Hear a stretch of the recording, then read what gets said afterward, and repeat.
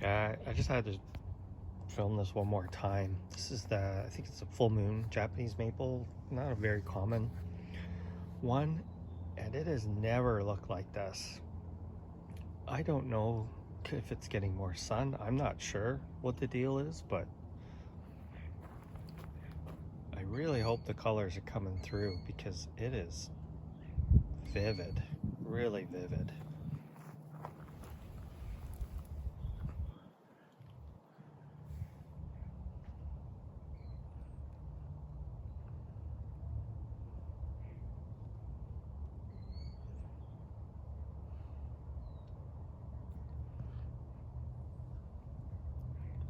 I think the leaves are actually bigger this year than they have been in the past.